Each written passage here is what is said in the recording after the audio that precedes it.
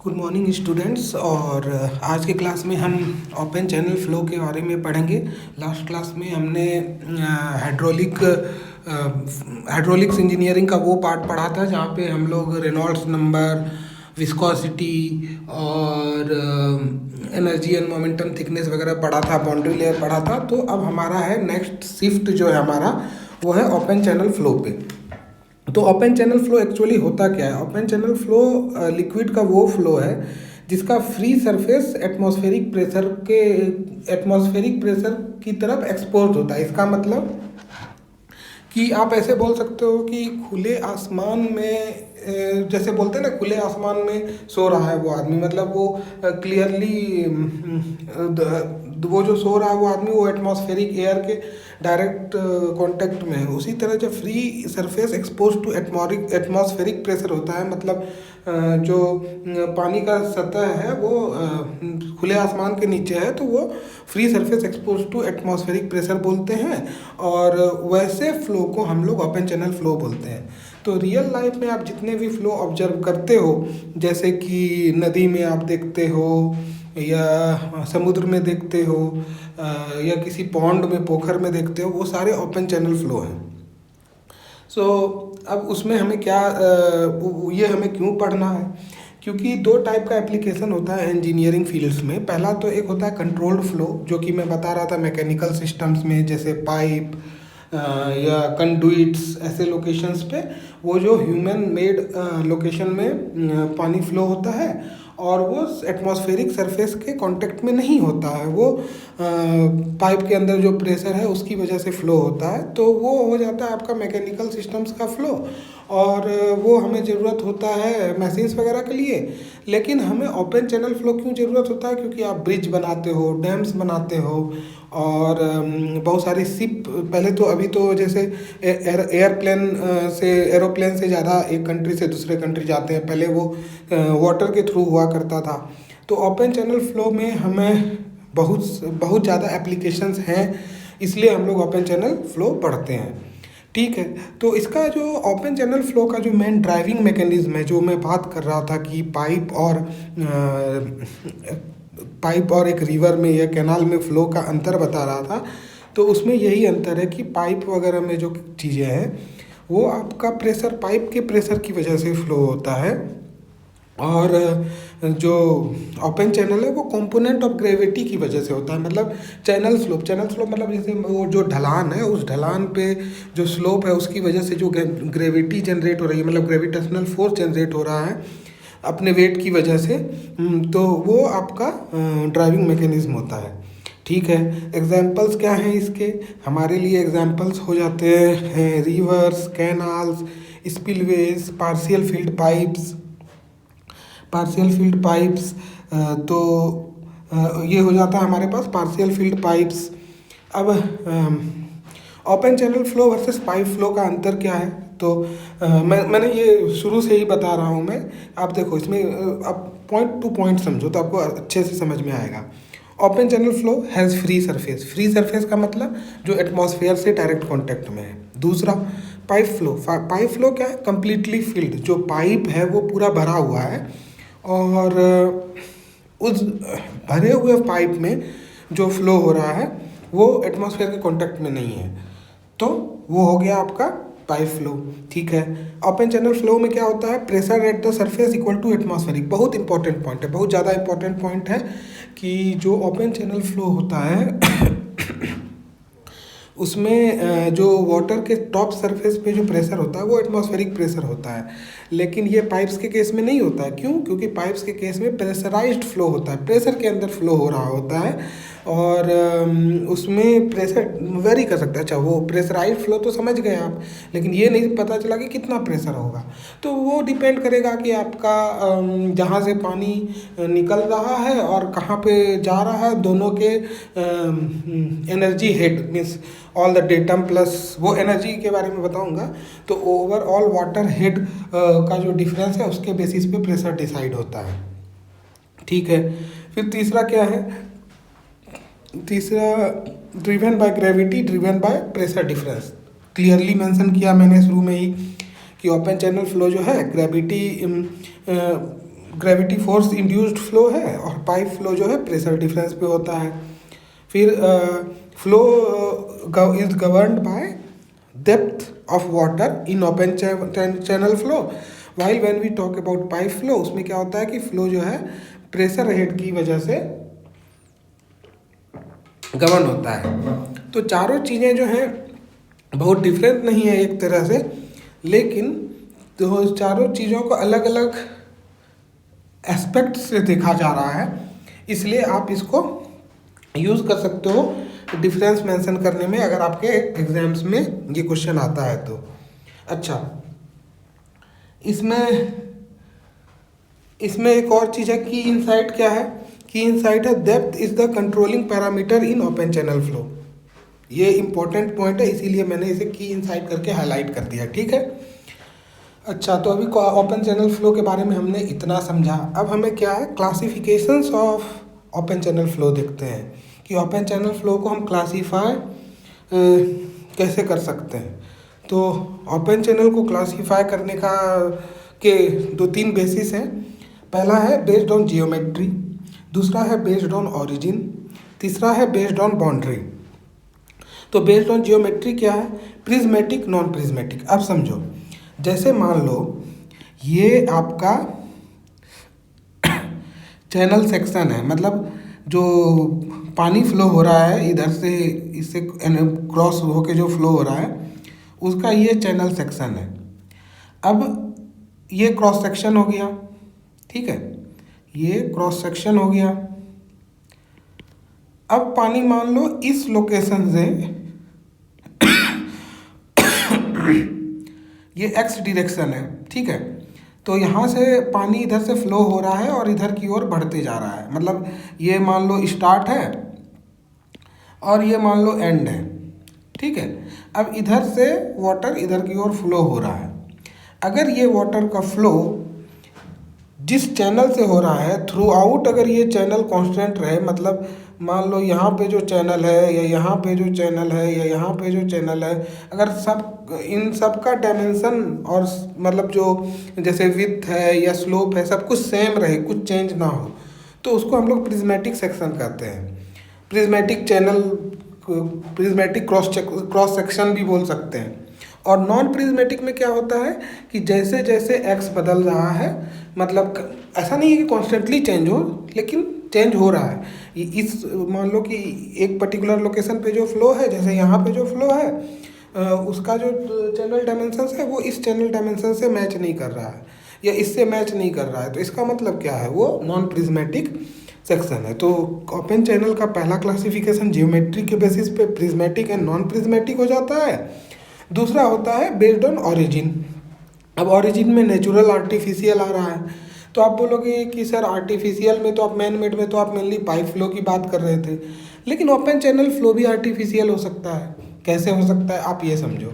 एक तो रिवर में जो हो रहा है वो तो नेचुरली रिवर बनी है, रिवर को आदमी तो नहीं बनाता है कि एकदम गंगा नदी को किसी आदमी ने या किसी कंपनी ने बनाया, ऐसा तो नहीं है, वो तो नेचुरल है, प्रकृति का बना हुआ है। और आर्टिफिशियल क्या होता है? आर्टिफिशियल जैसे मान लो कि कोई नाला है, एक नाले में भी जो पानी फ्लो करता है वो भी तो आपका ओपन चैनल है। क्यों? क्योंकि वो सारा क्राइटेरिया फुलफिल कर रहा है। क्या क्राइटेरिया?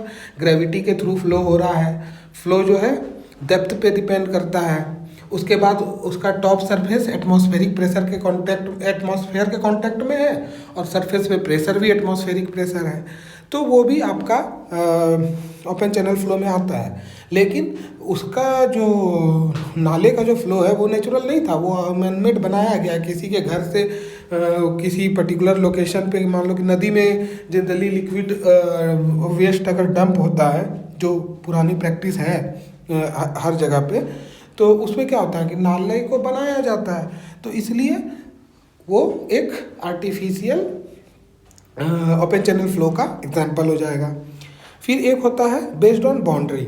अच्छा, बेस्ड ऑन बाउंड्री क्यों इम्पोर्टेंट है? क्योंकि पहले समझते हैं कि based on boundary classification open channel flow का है क्या। तो दो है, एक है रिजिड बाउंड्री, एक है मोबाइल बाउंड्री। तो अगर आप नाम से ही समझ पा रहे होगे, रिजिड मतलब जिसको कि आप बोल सकते हो जो थोड़ा सा रफ एंड टफ टाइप की चीज़ है। मोबाइल मतलब वो मूव हो सकता है, उसके पार्टिकल्स मूव होने लग जाते हैं। इसके बारे में डिटेल नेक्स्ट स्लाइड में पढ़ेंगे। तो rigid and mobile boundary channels. तो पहले रिजिड के बारे में समझते हैं, ठीक है। तो रिजिड के बारे में क्या है, फिक्स्ड बेड एंड साइड्स, मतलब बेड का जो आपका मतलब जो चैनल क्रॉस सेक्शन, जैसे ये चैनल क्रॉस सेक्शन की बात कर रहा था मैं, तो ये भी जो है रिजिड है। ये सॉरी, ये भी रिजिड है, ये भी रिजिड है, ये भी रिजिड है। मतलब कहीं पे कोई सॉफ्टनेस नहीं है, फिक्स्ड है बेड, साइड भी फिक्स्ड है। नो इरोजन और डिपोजिशन। इरोजन मतलब कि वहाँ से कोई मिट्टी जो है या कुछ भी मटेरियल है उसको कोई खुरेद के भी बाहर नहीं ले जा पा रहा है, और ना ही वहाँ पे कुछ एकत्रित हो रहा है, कुछ जमा भी नहीं हो रहा है वहाँ पे। तो वैसे केस में हम उसको रिजिड बाउंड्री कहते हैं। Geometry remains constant. अगर जियोमेट्री कांस्टेंट रह रही है, ज्योमेट्री कांस्टेंट रह रही है, तो उसको हम लोग रिजिड बाउंड्री कहते हैं। तो आप बोलोगे कि क्या प्रिज्मेटिक और रिजिड बाउंड्री बराबर है? तो अगर सारे जो जो फैक्टर्स आपके जियोमेट्री में हर चीज़ जो हम लोग उसमें प्रिज्मेटिक में पढ़ रहे थे थ्रू आउट एक्स अगर बराबर है, तो हम पूरे सेक्शन को प्रिज्मेटिक बोल सकते हैं और पूरे सेक्शन में रिजिड ज्योमेट्री बोल सकते हैं। लेकिन ऐसा भी हो सकता है कि जब हम रिजिड बाउंड्री की बात कर रहे हैं तो किसी एक पर्टिकुलर एक्स पे तो तुम्हारा सब चीज़ कांस्टेंट है, किसी एक पर्टिकुलर एक्स पे तो सब कुछ कांस्टेंट है, लेकिन हो सकता है दूसरे एक्स पे वो चेंज हो रहा हो। तो क्या हो जाएगा, rigid boundary at a particular x but non rigid at another x. But उस केस में क्या होगा, क्या प्रिज्मेटिक होगा? नहीं, प्रिज्मेटिक के लिए तो हम पूरा एक्स देखते हैं, तो हम उसको प्रिज्मेटिक सेक्शन नहीं बोलेंगे, ठीक है। अब बोला रिजिड बाउंड्री में क्या है, रेजिस्टेंस फार्मूला अप्लाई डायरेक्टली। अच्छा, ये क्यों बोल सकते हैं? क्योंकि ये एक तरह का एज्यूम्ड है, राइट। इसमें देख रहे हो कि ना कुछ चेंज हो रहा है, सब कुछ फिक्स है, जैसा हमने एज्यूम किया, पूरा एजम्पशन पे बेस्ड है कि नो इरोजन नो डिपोजिशन। तो कोई भी जो थियरी बनती थी वो बहुत सारे एजम्पशंस पे बनती थी। तो ये एक तरह का रिजिड बाउंड्री जो एक तरह का एजम्पशन है, क्योंकि ऐसा पॉसिबल नहीं है ना नेचर में। तो उस केस में ईजियर हो जाता है रेजिस्टेंस फार्मूला को अप्लाई करना। तो आप रिजिड बाउंड्री एक तरह से आइडियलाइज्ड फ्लूइड फ्लो जैसे हम लोग पढ़ते थे, उसी तरह की जैसा आइडियलाइज्ड बाउंड्री कंडीशन है, आइडियलाइज्ड चैनल सेक्शन बोल सकते हो, और इसमें रेजिस्टेंस फार्मूला ईजिली लगा सकते हैं। वहीं जब हम मोबाइल बाउंड्री की बात करते हैं, तो मोबाइल बाउंड्री में क्या होता है कि सेडिमेंट बेड होता है। सेडिमेंट बेड मतलब वहाँ से इरोड भी हो सकता है, वहाँ से डिपॉजिट भी हो सकता है, बेड भी और साइड्स भी। जब हम चैनल क्रॉस सेक्शन की बात करेंगे तो बेड के बारे में भी बात करेंगे और साइड्स के बारे में भी बात करेंगे।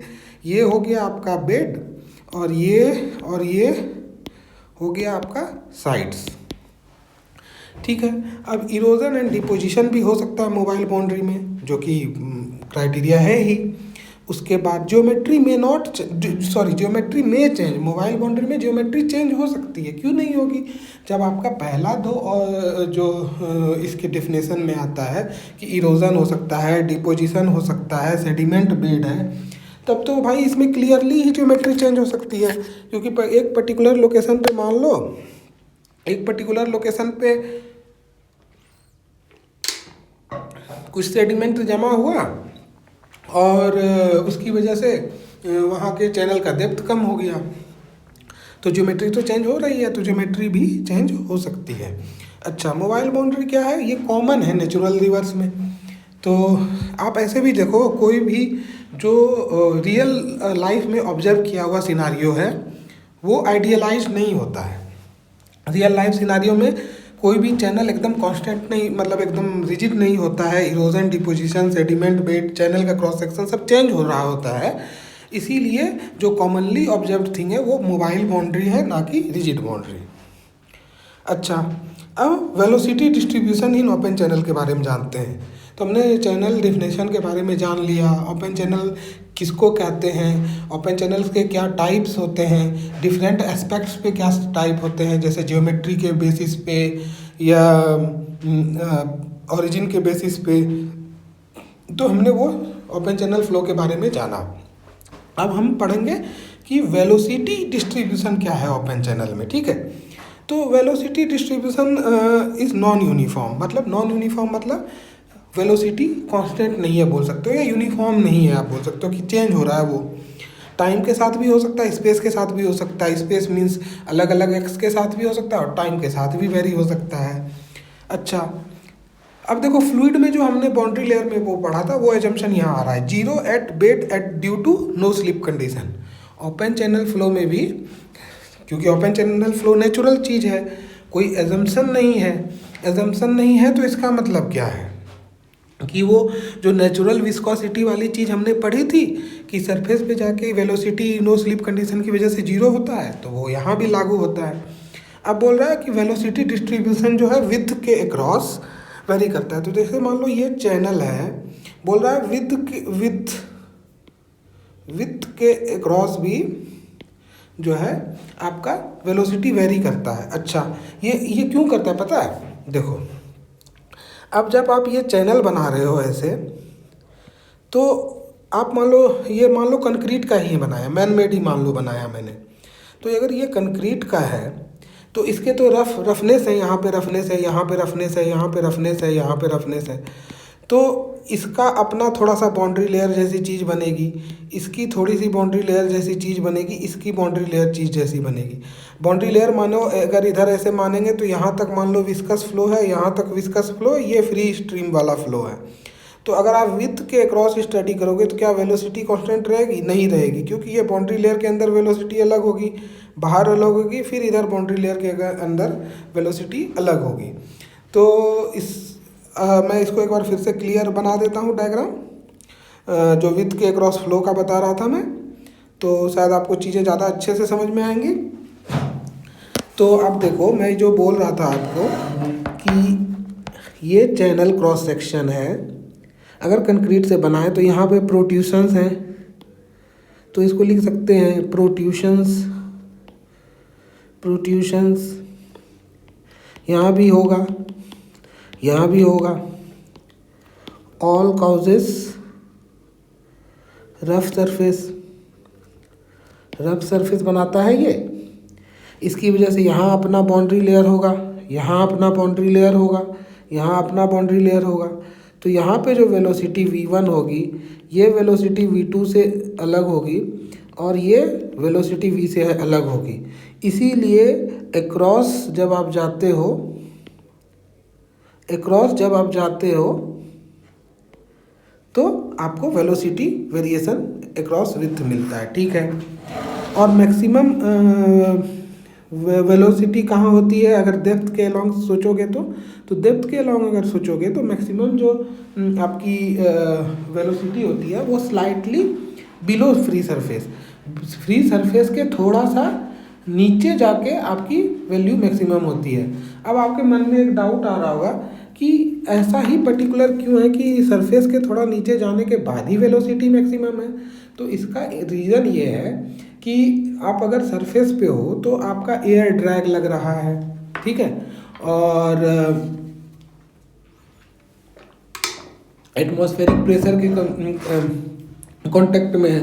हो सकता है हवा दूसरे साइड से चल रही है तो एयर ड्रैग लग गया, कोई शिप ही मूव कर रही है, मान लो जहाज ही कोई मूव कर रहा है, या कोई जानवर ही मूव कर रहा है सरफेस पे, तो सरफेस पे आपके पास अपोजिंग फोर्सेस हैं, लेकिन सरफेस के जस्ट नीचे थोड़ा सा नीचे वो ये फोर्सेस नहीं है, तो वेलोसिटी जो मैक्सिमम होती है आपकी स्लाइटली बिलो सरफेस होती है। एवरेज वेलोसिटी का फॉर्मूला सिंपल है, v=q/, नॉट वेरी डिफिकल्ट। और रेजिस्टेंस इक्वेशंस क्या यूज़ करते हैं? रेजिस्टेंस इक्वेशन जितने वो सारे एवरेज वेलोसिटी ही यूज़ करते हैं, क्योंकि हमें ओवरऑल जनरल ट्रेंड से ज़्यादा मतलब है, रादर देन की पॉइंट टू पॉइंट वैल्यू हम नहीं देखते। अब वेलोसिटी के बारे में पढ़ रहे हैं तो एक अगला टर्म आता है कि यूनिफॉर्म फ्लो है क्या? तो यूनिफॉर्म फ्लो जो है, डेफिनेशन पढ़ो यूनिफॉर्म फ्लो का क्या लिखा हुआ है। Flow in which depth, area and velocity remain constant along the channel. इसका मतलब वो फ्लो जिसमें कि फ्लो का डेप्थ, चैनल का एरिया जिसमें वाटर फ्लो हो रहा है, फ्लो की वेलोसिटी रिमेन्स कांस्टेंट। अगर कोई भी अगर चैनल के डेप्थ में, एरिया में या वेलोसिटी में कोई परिवर्तन नहीं हो रहा है अलोंग द चैनल, चैनल के अलोंग, तो वो यूनिफॉर्म फ्लो है। और इसमें क्या लिखा है, dy by d x equal to 0। ये डेप्थ का ही है, rate of change of flow depth, rate of change of flow depth with respect to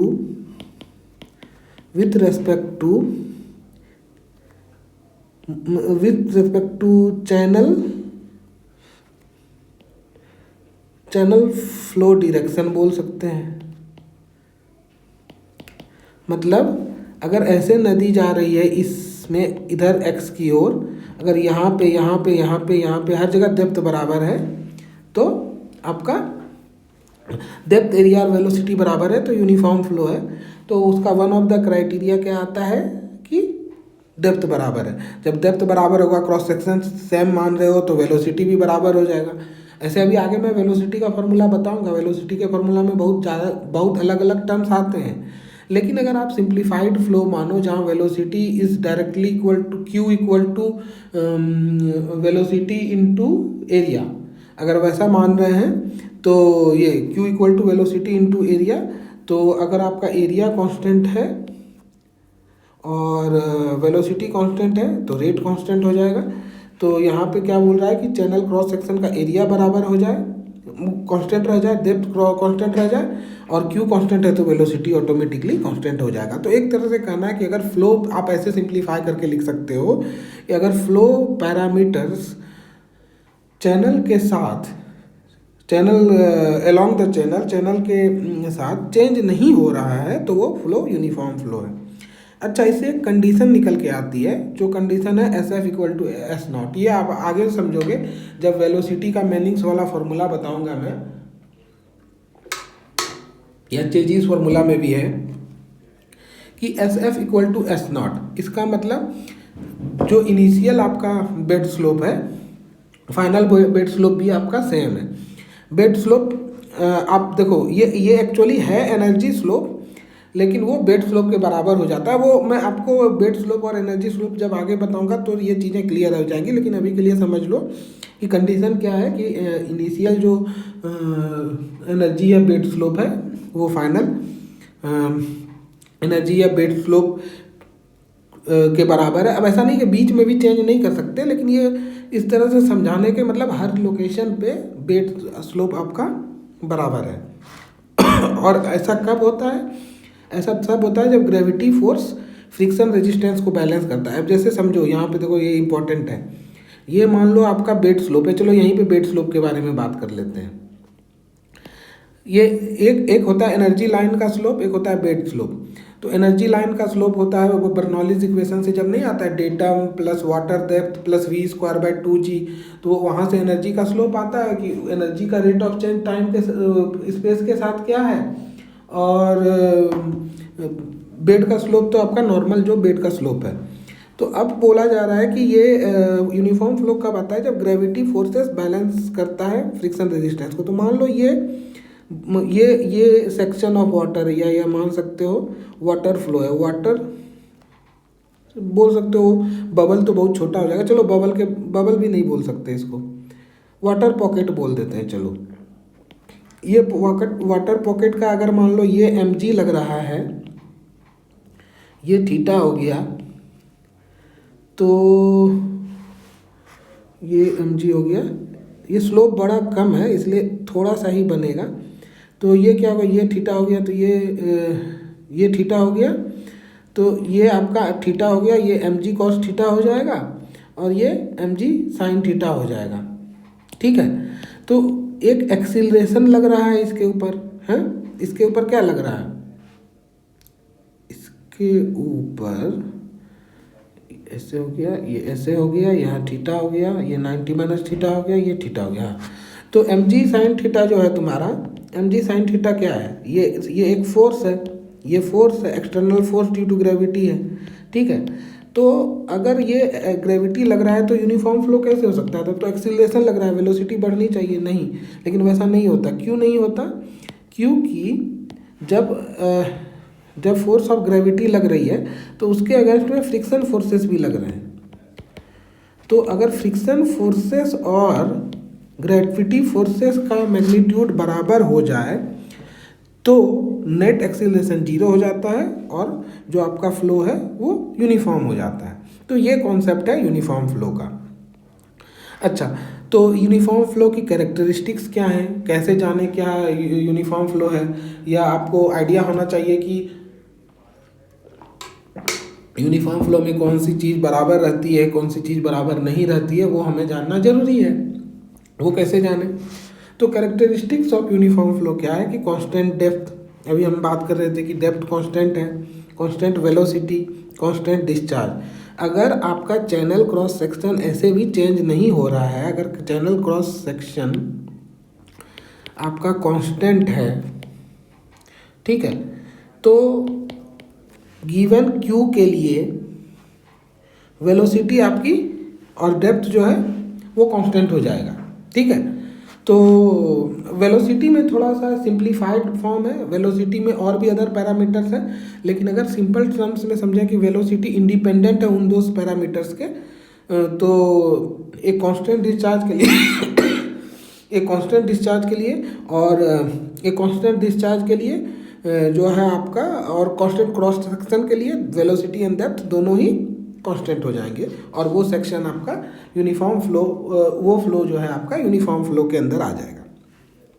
मैंने बोला energy line parallel to bed, तो ये यही समझाने का यहाँ ट्राई कर रहा था कि ये बेड लाइन है, और जब आप एनर्जी निकालते हो तो एनर्जी लिखते हो y plus v square by 2g plus z, where y is the depth of flow हो जाता है, डेप्थ हो जाता है, जेड डेटम हो जाता है, और ये क्या हो जाता है, v square by 2g velocity head होता है। तो बोल रहा है कि अगर इसके साथ ये एनर्जी स्लोप पैरेलल है, मतलब जो आपके टर्म्स हैं वेलोसिटी और डेप्थ, वो उसको सेम अमाउंट से हर जगह बढ़ा रहे हैं, ठीक है। मतलब वाटर का फ्लो डेप्थ और वेलोसिटी हर जगह कांस्टेंट है, तो सेम लेवल से ऊपर बढ़ेगा, तो वहाँ पे क्या हो जाएगा, एनर्जी लाइन जो है पैरेलल हो जाएगा बेड के। अब करा हाइड्रोस्टैटिक प्रेशर डिस्ट्रीब्यूशन, ये समझना बहुत ज़रूरी है। अगर कोई फ्लो हो रही है और ये एक्सीलरेटेड फ्लो है, मतलब मान लो नॉन यूनिफॉर्म फ्लो है, तो ये जो आपका डेप्थ के अनुसार ये होगा, ये हाइड्रोस्टैटिक प्रेशर नहीं होगा, सिर्फ ओनली हाइड्रोस्टैटिक नहीं होगा, it won't be it won't be only hydrostatic pressure across depth if the flow is non uniform, ठीक है, if the flow is non uniform। तो वो क्यों होगा? क्योंकि हर पार्टिकल पे एक्सीलरेशन लग रहा होगा, तो और आप देखो ये स्लोप है, तो आप जब इसके वर्टिकल लाइन खींचोगे तो ये अलग अलग एक्स पे डिपेंड कर रहे हैं, मतलब ऐसे कि ये ऐसे समझो आप मान लो मैं थोड़ा स्टीपर स्लोप बना रहा हूँ, और इस स्टीपर स्लोप पे अगर कोई वर्टिकल लाइन खींचते हो तो इसके ऊपर तो इधर एक्सीलरेशन लग रहा है इस डायरेक्शन में, ठीक है, तो इसका एक कंपोनेंट तो इसके डायरेक्शन में भी आएगा ना। मान लो कि इसको ऐसे समझाते हैं, ये मान लो ग्रेविटी फोर्स लग रही है, ग्रेविटी फोर्स लग रही है, तो इसका एक कंपोनेंट इधर आएगा, इसका एक कंपोनेंट यहाँ आएगा, तो हाइड्रोस्टैटिक प्रेशर तो डेप्थ के अनुसार से डेप्थ के क्रॉस होगा ही नहीं। तो इस वजह से आपको यूनिफॉर्म फ्लो में हाइड्रोस्टैटिक डेप्थ जो आपका जो हाइड्रोस्टैटिक प्रेशर डिस्ट्रीब्यूशन जो है वो सिर्फ आपका यूनिफॉर्म फ्लो में होगा, नॉन यूनिफॉर्म फ्लो में नहीं होगा। अब मास कंजर्वेशन से कॉन्टिन्यूटी इक्वेशन आता है, ये बहुत सिंपल है, इसलिए इसके बारे में क्या बताऊँ ज़्यादा। Q equal to A into v rate of flow is equal to area into velocity, और यह है steady uniform flow. Uniform flow की प्रॉपर्टी आपको पता चल गई, steady with respect to time होता है, विथ रेस्पेक्ट टू टाइम। अगर टाइम के रेस्पेक्ट में आपका फ्लो चेंज नहीं हो रहा है तो वो स्टेडी फ्लो है। और यूनिफॉर्म फ्लो क्या होता है, वो तो इस पे स्पाशियल होता है, मतलब एक्स के रेस्पेक्ट में देखते हो, लोकेशन के रेस्पेक्ट में देखते हो, और स्टेडी टाइम के रेस्पेक्ट में देखते हो। तो अगर हमारा स्टेडी और यूनिफॉर्म फ्लो है, मतलब ना टाइम के रेस्पेक्ट में चेंज हो रहा है ना स्पेशियली चेंज हो रहा है, तो उस केस में क्या होता है, आपका कॉन्टिन्यूटी इक्वेशन जो है, कॉन्टिन्यूटी इक्वेशन वैलिड होता है। तो Q equal to a v, मतलब अगर मान लो एक फ्लो हो रहा है, क्रॉस सेक्शन 1 है ये, क्रॉस सेक्शन 1 है ये, और ये क्रॉस सेक्शन 2 है, ये क्रॉस सेक्शन 2 है, यहाँ पे A1 V1 है, यहाँ पे A2 V2 है। तो कॉन्टिन्यूटी इक्वेशन के अनुसार से A1 V1 equal to A2 V2 equal, this implies Q1 equal to Q2। तो ये कॉन्टिन्यूटी इक्वेशन के अनुसार से वैलिड हो जाएगा अगर आपका फ्लो स्टेडी एंड यूनिफॉर्म है तो, ठीक है। तो ये हमने पढ़ा कॉन्टिन्यूटी इक्वेशन। यूनिफॉर्म फ्लो के बाद हमने, देखो इसका सीक्वेंस समझो, पहले हमने ओपन चैनल फ्लो के बारे में समझा, टाइप समझे, फिर वेलोसिटी पे बात आई तो यूनिफॉर्म फ्लो समझा, और यूनिफॉर्म फ्लो के कैरेक्टरिस्टिक्स को जाना, फिर उससे उसके कैरेक्टरिस्टिक्स से समझा कि भाई मास कंजर्वेशन, ये मास कंजर्वेशन से ही कॉन्टिन्यूटी आता है। तो एक मास कंजर्वेशन से एक प्रॉपर्टी आती है जिससे कि एक जगह के फ्लो को जानते हुए हम दूसरे जगह के फ्लो को जान सकते हैं, वहाँ से हम कॉन्टिन्यूटी इक्वेशन हम समझे। अब है उसके बाद हमें पढ़ना है एनर्जी इक्वेशन। अच्छा, तो एनर्जी इक्वेशन क्या होता है, मैं आपको उस समय भी मैं बता रहा था, Z plus y plus v square by 2g। तो कोई भी जो फ्लो होता है बर्नौलीज इक्वेशन से, जो उसका टोटल आप एनर्जी कंटेंट बोलो या हेड के टर्म्स में, ये पर्टिकुलर हेड के टर्म्स में है, ये एनर्जी के टर्म्स में भी दिखाया जा सकता है। लेकिन जिसके भी टर्म्स में देखो, ये एक तरह से है कि फ्लो के पास कितना ताकत है उस पर्टिकुलर टाइम पे, उस तरह से समझ सकते हो। फ्लो के पास कितनी एनर्जी कंटेंट है, हेड को भी जो वाटर हेड बोलते हैं वो एनर्जी कंटेंट के टर्म्स में ही आता है। तो इसमें क्या हो गया, टोटल हेड क्या होता है, एक होता है जेड होता है डेटम। डेटम क्या हुआ कि डेटम आप ऐसे मानते हो कहीं पे कंपैरिजन के लिए, जैसे आप अर्थ की ग्रेविटी को भी बोलते हो ना, कि सरफेस पे कुछ और है, थोड़ा सा ऊपर गए तो ग्रेविटी चेंज, बहुत ज़्यादा चेंज नहीं होता, बट मैं बोल रहा हूँ कि डेटम एक पर्टिकुलर वैल्यू होती है जिसके रिस्पेक्ट में चीज़ों को देखते हैं। तो जैसे आप ऐसे ये सोचो, जब आपके एग्जाम्स होते हैं तो उसमें भी मार्क्स कैसे आता है, आप बोलते हो कि पास मार्क्स से 30 मार्क्स से ज़्यादा है, तो पास मार्क्स मान लो 40 था, उससे 30 ज़्यादा है तो 70 है, तो वो जो पास मार्क्स है वो डेटम है। तो जिस चीज़ के रेस्पेक्ट में देखते हैं तो वो डेटम हो जाता है। तो वाटर के केस में भी अगर मान लो किसी पर्टिकुलर फ्लो को एनालाइज कर रहे हैं तो हम किसी चीज़ के रेस्पेक्ट में तो बोलेंगे, तो वो जो रेस्पेक्ट होता है वो डेटम होता है। तो डेटम हेड, मतलब मान लो कहीं पे 0 माने थे, वहाँ से जेड हाइट पे ये फ्लो हो रहा है तो उसका डेटम हेड जेड हो जाएगा। उस जगह पे वाटर का डेप्थ कितना है उससे आपका वाई आ जाएगा, और फ्लो में एनर्जी कितनी है, फ्लो की वेलोसिटी के ऊपर जो है वी स्क्वायर बाई 2g आ जाता है। तो इसके 3 टर्म होते हैं, डेटम, डेप्थ और वेलोसिटी वाला टर्म। इससे टोटल एनर्जी कंटेंट आपको उस पर्टिकुलर फ्लो का पता चलता है। और यूनिफॉर्म फ्लो के लिए s f equal to s naught, ये मैंने समझाया कैसे s f equal to s naught होता है, क्योंकि यूनिफॉर्म फ्लो में मतलब वो स्पेस के साथ वेरी नहीं हो रही है, तो एक पर्टिकुलर सेक्शन पे जितना वेलोसिटी हेड है, जितना डेटम हेड है, उतना ही डेप्थ है, कुछ चेंज ही नहीं हो रहा। तो जो एनर्जी, जो बेड स्लोप जिस रेट से चेंज हो रहा है उसी रेट से एनर्जी स्लोप चेंज हो रहा है, क्योंकि दूसरा कुछ चेंज होने के लिए है ही नहीं, ठीक है। तो वो आपका हो गया एनर्जी इक्वेशन का टर्म। अच्छा, अब इसमें एक टर्म आता है, एक चीज़ जो यूनिफॉर्म फ्लो के केस में पढ़ते हैं वो है मोमेंटम इक्वेशन। ये कुछ नहीं है, Newton second law, f equal to m a पढ़ते थे ना, कि अगर किसी एक सिस्टम में कोई एक्सटर्नल फोर्स है तो एक्सटर्नल फोर्स की जो वो एक्सटर्नल फोर्स जो एक्सीलरेशन जनरेट करेगा वो होगा mass, force divided by mass is the acceleration generated. या दूसरे टर्म्स में ऐसे कह सकते हैं कि कोई पर्टिकुलर सिस्टम में जो मास है वो जिस एक्सीलरेशन से मूव कर रहा है उन दोनों का प्रोडक्ट आपको नेट एक्सटर्नल फोर्स देता है। तो वही चीज़ को यहाँ पे हम लोग फ्लूइड के टर्म्स में लाते हैं। अब यहाँ मास लाने के लिए आपको क्या दिखाना पड़ेगा, आपको मास लाने के लिए डेंसिटी वॉल्यूम चाहिए। तो वही यहाँ पे इक्वेशन है कि नेट फोर्स जो है rho Q we two minus rho Q V one, इसका मतलब रो डेंसिटी है, क्यू रेट ऑफ डिस्चार्ज है और वी वेलोसिटी है। तो वो आपका क्या हो गया, वो तो आपका rho Q we two minus rho Q V one जो हो गया आपका वो नेट फोर्स की वैल्यू आपको दे देता है। For uniform flow v one equal to v two, मुझे लग रहा है ये वॉल्यूम है, ये वेलोसिटी नहीं है, बाय मिस्टेक मैंने इसे वेलोसिटी बोल दी है। एक मिनट,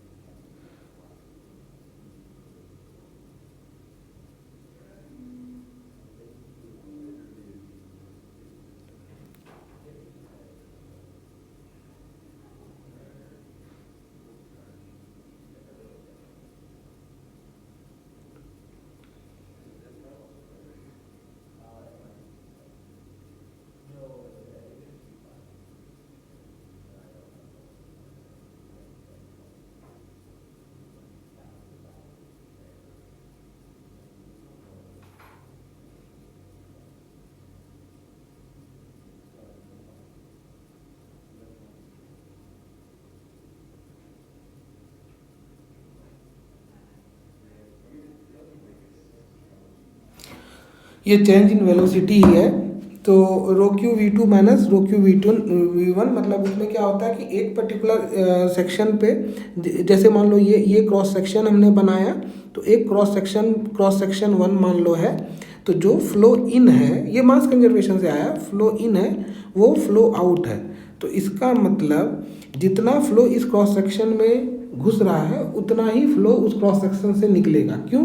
क्योंकि वहाँ पे कुछ जमा तो नहीं होता, मास can neither be created nor be destroyed, तो हमारा यहाँ पे कंजर्व रहेगा वो मास इस पॉइंट से उस पॉइंट तक। मतलब इस क्रॉस सेक्शन की बात कर रहे हैं तो जितना उस क्रॉस सेक्शन में पानी जा रहा है उतना ही उस क्रॉस सेक्शन से पानी निकल रहा है। तो वहाँ से न्यूटन सेकेंड लॉ से आ जाता है कि नेट फोर्स जो है आपका net force equal to rho Q we two minus we one है। अगर आपका नेट फोर्स जीरो है तो क्या हो जाएगा, rho Q we two minus we one equal to zero.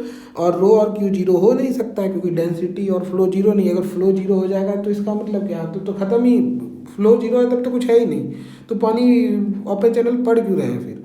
तो क्या हो जाएगा, zero equal to v two minus we one, ये वाला टर्म जीरो हो जाएगा। तो v two minus we one zero equal to means v one equal to v two, वही चीज़ यहाँ पे आई है। और ये कब हो सकता है, ये यूनिफॉर्म फ्लो में होगा। यूनिफॉर्म फ्लो में होगा इसका मतलब जो ड्राइविंग फोर्स है, जो मैं बोल रहा था एक्सीलरेशन ड्यू टू ग्रेविटी या ग्रेविटी की वजह से जो फोर्स जनरेट हो रहा है वो फ्रिक्शनल रेजिस्टेंस के बराबर होगा तो होगा। तो मोमेंटम इक्वेशन में हम लोग rho Q we two minus we one equal to zero करते हैं या rho Q we two equal to rho Q V one लिखते हैं। That is about momentum equation. अब हमने यूनिफॉर्म फ्लो में बहुत सारे वेलोसिटी की बात तो की, हमने बोला कि हाँ यूनिफॉर्म फ्लो में वेलोसिटी चेंज नहीं होती, स्पाशियली चेंज नहीं होता, मतलब एक चैनल क्रॉस सेक्शन पे जो वैल्यू है वही अगले क्रॉस सेक्शन पे वो वैल्यू है। लेकिन वो वेलोसिटी कैसे निकालेंगे ये हमने अभी तक बात नहीं की। मैं शुरू में आपको बोल रहा था कि वेलोसिटी में बहुत सारे पैरामीटर्स होते हैं डिटरमाइन करने के लिए, जो चेजिस फार्मूला या मैनिंग्स फार्मूला में पढ़ेंगे। तो वो पैरामीटर्स ही अब डिस्कस करने वाले हैं कि वेलोसिटी आखिर निकालेंगे कैसे। तो सबसे पहले हम चेजिस फार्मूला देख रहे हैं जो कि v equal to c root r s बोलता है। और सी रूट आर एस में क्या है, सी चेजिस कोइफिशिएंट है और आर हाइड्रोलिक रेडियस है, एस स्लोप है। तो अब बताता हूँ हाइड्रोलिक रेडियस और स्लोप क्या होता है। हाइड्रोलिक रेडियस जो होता है वो आपको अभी आगे वाले स्लाइड में भी देखने मिलेगा। इसका शायद मैंने डायग्राम डाला है कि नहीं डाला है, नहीं डाला है, कोई बात नहीं, तो ये बना देते हैं, डायग्राम नहीं डाला है तो। Hydraulic radius area bye perimeter होता है, वेटेड पेरीमीटर। जैसे मान लो ये आपका ट्रेपेजॉइडल क्रॉस सेक्शन है, चलो रेक्टेंगुलर बनाते हैं अभी, क्योंकि अभी सिंपल रखेंगे चीज़ें तो ज़्यादा समझ में आएगी। ये रेक्टेंगुलर क्रॉस सेक्शन है, तो जो आपका फ्लो एरिया है ये, इसमें मान लो y डेप्थ है और b चैनल का विड्थ है, तो फ्लो एरिया क्या हो गया, एरिया हो गया by। अब कह रहा है फ्लो पेरीमीटर, पेरीमीटर होता है वेटेड पेरीमीटर। वेटेड पेरीमीटर में क्या आएगा, ये काउंट होगा, ये काउंट होगा, ये काउंट होगा, ये नहीं होगा, क्योंकि ये तो किसी चीज़ को वेट कर नहीं रहा है, ये तो सरफेस एटमॉस्फेरिक प्रेशर के कांटेक्ट में है। तो हमारा वेटेड पेरीमीटर में ये आएगा, इसका मतलब y प्लस बी। तो आपका जो यहाँ पर से हाइड्रोलिक रेडियस की वैल्यू आ जाएगी, वो क्या आ जाएगी by plus B plus 2y। ठीक है, अब ये आपका हाइड्रोलिक रेडियस की वैल्यू आ गई। स्लोप बेड स्लोप होता है वो आपको क्वेश्चन में दिया रहेगा, जैसे मान लो बेड स्लोप दिया है 0.005, ये दिया रहेगा क्वेश्चन में। बेड स्लोप पता चल गया, और चेजिस कांस्टेंट है, वो तो चेजिस ने अपने कांस्टेंट, आपको ये क्वेश्चंस में ये चीज़ें दी होगी, सी की वैल्यू दी होगी, एस की वैल्यू दी होगी, और आपको फ्लो निकालने बोला जाएगा। क्वेश्चन से देखेंगे हम लोग कुछ आगे। तो वेलोसिटी कैसे निकलेगा, velocity is the product of chassis coefficient multiplied by the square root of the product of r and s, where r is the hydraulic radius and s is the bed slope।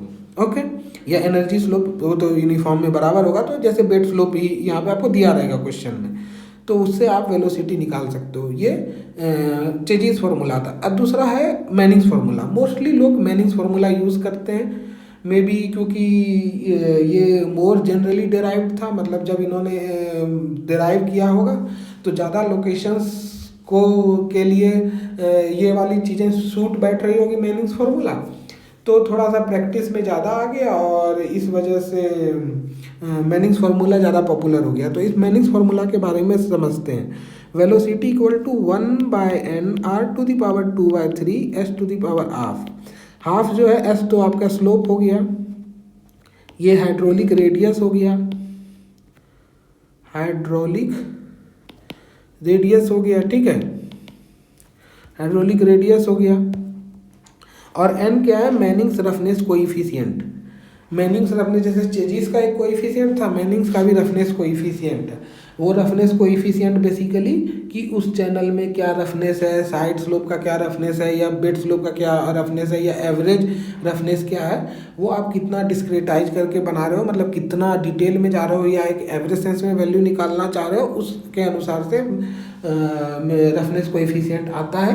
और ये roughness coefficient generally given होता है, और आपको ये निकालने की कभी ज़रूरत नहीं पड़ेगी। हाँ, इस फॉर्मूला का यूज़ करके आपको हो सकता है कि फ्लो, वेलोसिटी वगैरह निकालने की आवश्यकता पड़ जाए। ठीक है, तो ये हो गया आपका मैनिंग्स फार्मूला। तो अभी एक बार में देखते हैं कि मैनिंग्स रफनेस कोएफिशिएंट जो है, जो मैनिंग्स रफनेस कोएफिशिएंट, ये एन जो अभी पिछली स्लाइड में बात कर रहे थे, ये n Manning's roughness coefficient depend किस किस चीज़ पे करता है। तो डिपेंड किस किस चीज़ पे करता है, पहला वो सरफेस रफनेस पे करता है। जब वो आप अगर इसका नाम पढ़ो, क्या लिखा है, मैनिंग्स रफनेस कोएफिशिएंट, तो अगर रफनेस है तो वो सरफेस के रफनेस पे डिपेंड करेगा। सरफेस पे क्या होता है, जो ओपन चैनल फ्लो होता है उसमें वेजिटेशन होता है, मतलब घास वगैरह हुए या छोटा मोटा पेड़ तो नहीं बोल सकते, छोटे पौधे हुए, तो अगर वो आपके चैनल सेक्शन में वेजिटेशन है तो मैनिंग्स कोएफिशिएंट अलग हो जाएगी, हो सकता है बढ़ जाए घट जाए, डिपेंड्स, बट ये अफेक्ट करता है। चैनल की इरेगुलरिटी मतलब चैनल टेढ़ा मेढ़ा सा है, या मान लो सकरा सा है, कहीं बढ़ रहा है कहीं कम हो रहा है, वैसे केसेस में भी ओवरऑल जो एवरेज आपका मैनिंग्स कोएफिशिएंट एन आता है वो चेंज होता है। सेडिमेंट ट्रांसपोर्ट क्या हुआ कि मिट्टी जैसे जो उसके अंदर आप बोल सकते हो जो सस्पेंडेड पार्टिकल्स हैं, जो सॉइल पार्टिकल्स, अगर वो सेडिमेंट को कैरी कर रहा है कि नहीं कर रहा है। अगर फ्लो सेडिमेंट को कैरी नहीं कर रहा है तो रफनेस कम होगी, तो वेलोसिटी ज़्यादा होगी, तो उस अनुसार से मैनिंग्स कोएफिशिएंट कम होगा। तो वो सब चीज़ें उस पर डिपेंड करता है। अलाइनमेंट पे डिपेंड करता है कि आपका चैनल का अलाइनमेंट क्या है। बेसिकली ये क्या है मैं बता रहा हूँ। मैनिंग्स कोएफिशिएंट एक बोलते हैं, ये तो आपका एम्पेरिकल फार्मूला है ना। तो मैनिंग्स कोएफिशिएंट एक ये एम्पेरिकल वैल्यू है, मतलब जो आपके एन की वैल्यू है, ये तो एक्सपेरिमेंटली लोग कैलकुलेट करते हैं। तो या मैनिंग से किया होगा। तो जो आपका चैनल का कंडीशन है, मतलब सकरा चैनल है या इरेगुलर चैनल है या रफ है, उसके ऊपर वेजिटेशन है कि नहीं है, पानी में सेडिमेंट मतलब पानी में मिट्टी के पार्टिकल्स या soil particles, even not soil particles, any other particles कुछ उसमें है या नहीं है, उस पर डिपेंड करता है कि आपका जो मैनिंग्स कोएफिशिएंट की वैल्यू होगी वो क्या होगी। तो हमें ये चीज़ें कंसर्न इसलिए नहीं करती क्योंकि इसकी वैल्यू हमें क्वेश्चन में दी होती है। लोग अलग साइड के लिए अलग अलग कैलकुलेट करते हैं। So that is why this particular thing is not of very concerning to us. लेकिन ये चीज़ आपको ध्यान में रखना बहुत ज़रूरी है कि ये मैनिंग्स कोएफिशिएंट होता क्या है, इसको विजुअलाइज करना है कि ये किस चीज़ से असर हो रहा है, क्यों हो रहा होगा। एक समझ में आ रहा है कि हाँ भाई ऐसे चैनल में पानी जा रही है, ये सब चीज़ें ऐसे रफ हैं, कुछ स्मूथ हैं, तो मैनिंग्स कोएफिशिएंट ज़्यादा होगा या कम होगा, वो उस तरह से थोड़ा आइडिया लेने के लिए। अब होता है मोस्ट इकोनॉमिकल, जो रेक्टेंगुलर चैनल जो है मोस्ट इकोनॉमिकल तब हो जाता है जब b इक्वल टू 2y होता है। मतलब जब आपका जो ये b है ये y 2y हो जाए, मतलब 2y इक्वल टू b हो जाए, तो वो मोस्ट इकोनॉमिकल रेक्टेंगुलर चैनल होता है। इसका डेरिवेशन भी मैंने नीचे किया है, लेकिन अभी इसको आप याद रखो। अब होता है एक term normal depth. Normal depth किसको कहते हैं? नॉर्मल डेप्थ कहने का मतलब है वो डेप्थ है, normal depth is the depth corresponding to uniform flow. Uniform flow में गिवन डिस्चार्ज, गिवन स्लोप और गिवन रफनेस के लिए जो आपका वाटर डेप्थ आएगा वो आपका नॉर्मल डेप्थ कहलाएगा। तो normal depth is obtained by solving y, क्योंकि a और r जो है सारे आपके y के ऊपर डिपेंड करते हैं, वाटर डेप्थ के ऊपर डिपेंड करते हैं। q दिया हुआ है, तो गिवन q के लिए अगर मान लो यूनिफॉर्म फ्लो है, this is the q and दो other parameter, channel parameters are given, then when you calculate the flow depth according to that q and uniform flow, then the value you obtained is known as normal depth. इसका मतलब जब किसी q के लिए आपके flow uniform है और आप गिवन चैनल डिमेंशंस के लिए आप कैलकुलेट करते हैं, सॉल्व करते हैं फ्लो डेप्थ को, इस फॉर्मूला को सॉल्व करते हैं, तो जो आपको उस यूनिफॉर्म फ्लो के correspondingly water depth, flow depth आता है, वही आपका नॉर्मल डेप्थ कहलाता है। अच्छा, ये क्यों हम लोग यूज़ कर रहे हैं? क्योंकि इसका हम लोग एप्लीकेशन आगे देखेंगे जब हम लोग सुपर क्रिटिकल, सब क्रिटिकल फ्लो पढ़ेंगे, तो ये इसके बारे में जानने मिलेगा। लेकिन अभी के लिए आप बस याद रख लो कि नॉर्मल डेप्थ कहते किसको है, ताकि जब मैं इसे यूज़ करूँ आगे जाके तो आपको समझ में, रिलेट करने में आसानी हो। अब देखो common channel cross section, rectangular section ये है। रेक्टेंगुलर सेक्शन में एरिया बी वाई हो जाता है, पेरीमीटर बी प्लस वाई मैंने बताया अभी, वेटेड सेक्शन। ट्रायंगुलर सेक्शन में ये होता है, देखो ये डायग्राम अच्छा नहीं बना, ये हो गया आपका ट्रायंगुलर सेक्शन, ठीक है। इसमें बोल रहा है साइड स्लोप m/1, तो इसको मैं अलग तरह से बना देता हूँ। साइड स्लोप m/1, ये m और ये 1, ठीक है। तो यहाँ पे अगर tan थीटा निकालोगे तो क्या हो जाएगा? tan theta equal to 1/m, ठीक है। तो ये आपका इस तरह से m की वैल्यू डिफाइन होती है। जनरली स्लोप को हम m/1 के टर्म्स में ऐसे दिखाते हैं। तो एरिया क्या हो जाएगा? Half into base into height हो जाएगा ना। हाफ इंटू बेस कितना हुआ? ये कितना हो जाएगा? Half into base into height हो जाएगा। तो हाफ हमें हाइट भी तो चाहिए, तो हाइट हमारा क्या हो गया? y, half into base into height. तो आपका बेस क्या हो जाएगा? ये y है, तो ये हो जाएगा my, ये हो जाएगा my, तो 2my हो गया। तो ये कट गया, तो my स्क्वायर हो गया एरिया, और पेरीमीटर हो जाएगा वेटेड पेरीमीटर, तो ये हो जाएगा √1+m²। और ये आपका हो जाएगा क्या,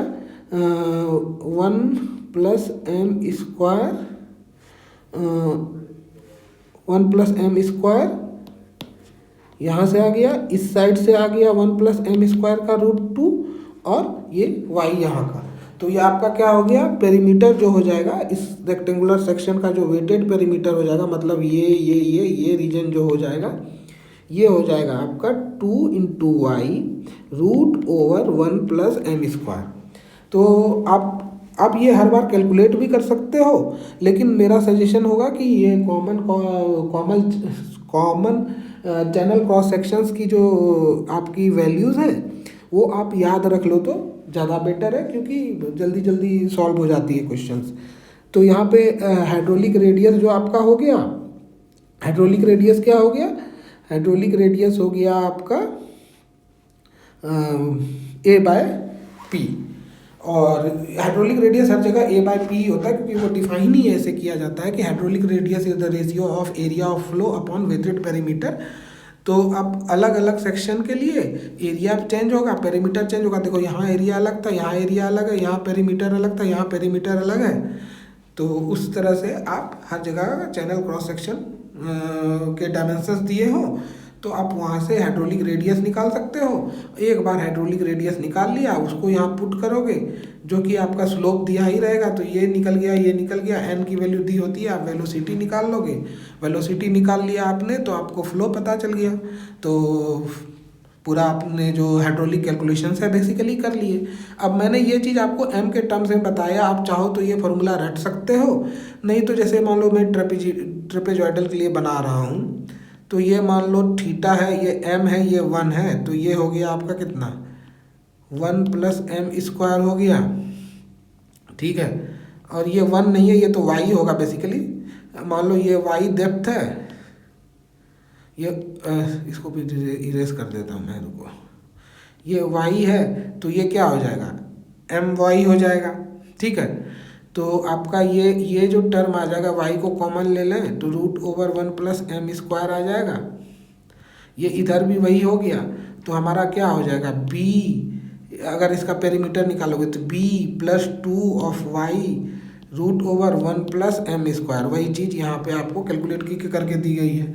तो एरिया हो जाएगा by + my²। by क्या हो गया, रेक्टेंगुलर का by, और इसका ट्रायंगल का my²।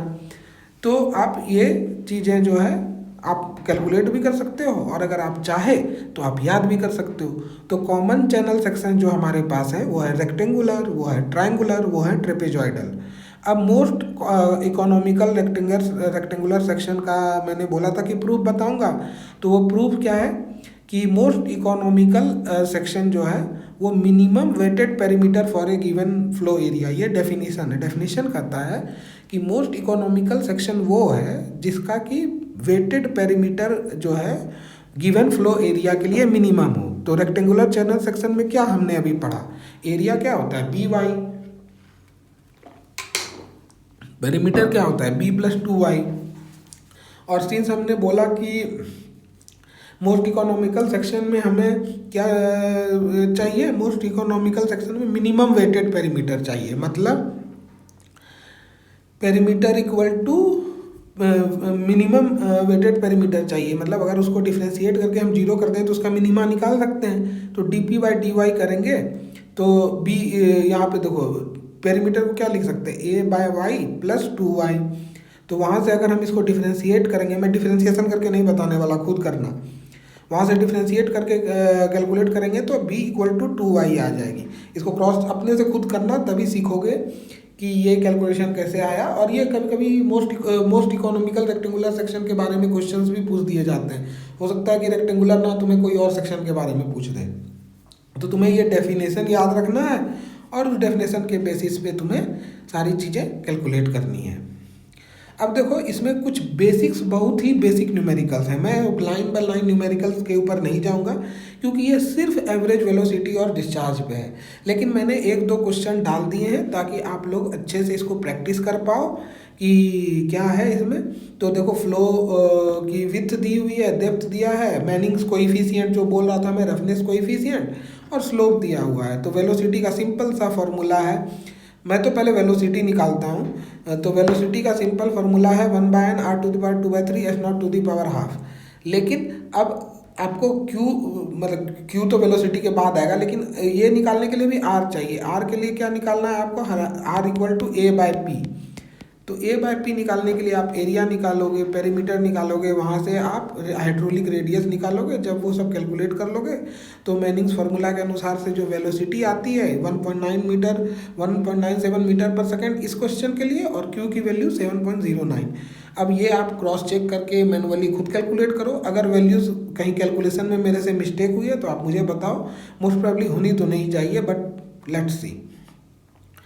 फिर आपका ट्रेपेजॉइडल सेक्शन के लिए कुछ नहीं है, सेम सेक्शन रेक्टेंगुलर को मैंने ट्रेपेजॉइडल से रिप्लेस कर दिया। अब इसको मैं एक्सप्लेन कर रहा हूँ कि बस चैनल के डायमेंशन चेंज हो गए, जो पहले रेक्टेंगुलर हुआ करता था वो अब ट्रेपेजॉइडल हो गया। तो क्या होगा इसका, अभी इसका डेरिवेशन भी मैंने आपको ऊपर में समझाया जब इसका फॉर्मूला बता रहा था, तो इसलिए मैं इसमें डिटेल नहीं जाऊंगा। इससे क्या होगा कि आपका जो रेक्टेंगुलर और ट्रेपेजॉइडल में क्या डिफरेंस आ जाएगा, डिफरेंस ये आ जाएगा कि आपका एरिया चेंज हो जाएगा, वेटेड पेरीमीटर चेंज हो जाएगा, और इसकी वजह से क्या हुआ, आपका हाइड्रोलिक रेडियस चेंज हो जाएगा। इवन दो आपके मैनिंग्स रफनेस कोएफिशिएंट या स्लोप बराबर हो, फिर भी चैनल्स के डायमेंशंस चेंज होने से भी क्यू चेंज हो सकता है। लेकिन मुझे तो जहाँ तक आइडिया है मैंने इसमें एन और एस दोनों चेंज किए हैं।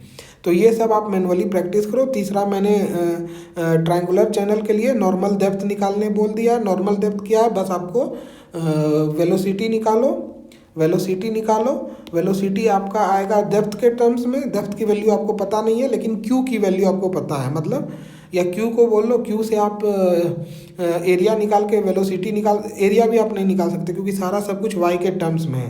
तो आपको ये इक्वेशन सॉल्व करना पड़ेगा। आप इक्वेशन सॉल्व करो और ए की वैल्यू, आप वाई की वैल्यू निकालो जो कि 1.65 मीटर आती है। तो अब जब इसमें क्वेश्चन में बोल रहा है कि नॉर्मल डेप्थ निकालो, तो आपको ये दिया हुआ ज़रूरी है कि यूनिफॉर्म फ्लो ही एग्जिस्ट करता है, क्योंकि बिना यूनिफॉर्म फ्लो के नॉर्मल डेप्थ तो एग्जिस्ट कर ही नहीं सकता। ठीक है, तो ये तीसरा प्रैक्टिस क्वेश्चन हो गया। चौथा मैंने डाला है रेक्टेंगुलर सेक्शन का, जहाँ क्यू दिया हुआ है लेकिन स्लोप नहीं दिया हुआ। तो आप फिर से क्यू की वैल्यू से स्लोप निकालो और ये सब मैनुअल प्रैक्टिस करो।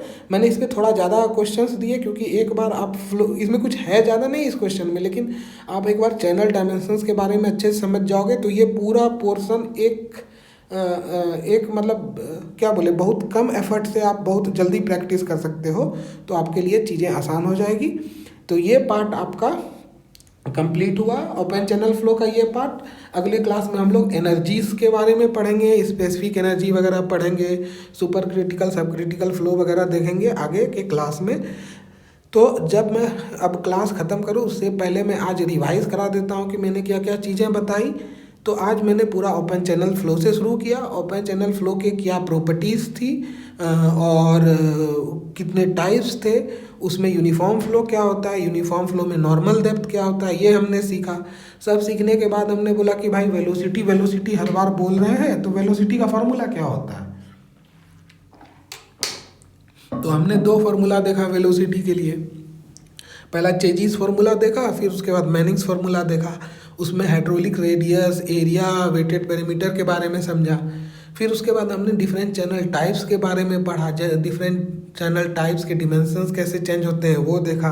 फिर मोस्ट इकोनॉमिकल रेक्टेंगुलर सेक्शंस के बारे में समझा। और जब ये सारा थियरी कंप्लीट हो गया तो 3-4 न्यूमेरिकल हमने रख दिए ताकि आपको आइडिया लग जाए कि कोई भी सेक्शन है उसका क्या चैनल डायमेंशंस है, कैसे फ्लो है, क्या है नहीं है, वो सारी चीज़ें आपको आइडिया लग जाए। तो फिर हमने लास्ट के सेक्शन में बहुत ज़्यादा न्यूमेरिकल्स इस वजह से रखे। So this is all about the open channel flow. और अभी जो एनर्जी वगैरह के क्वेश्चंस इसमें नहीं है, वो इसलिए नहीं रखे हैं क्योंकि अभी स्पेसिफिक एनर्जी वगैरह के बारे में जानेंगे, हाइड्रोलिक जंप वगैरह के बारे में जानेंगे, तो चीज़ें अभी वहाँ पे आएंगी। अभी के लिए जो मोस्ट ऑफ द न्यूमेरिकल्स अभी आज कराए हैं आपको, वो चैनल डायमेंशंस फ्लो मेजरमेंट के उस पर ही किए हैं। So that is it for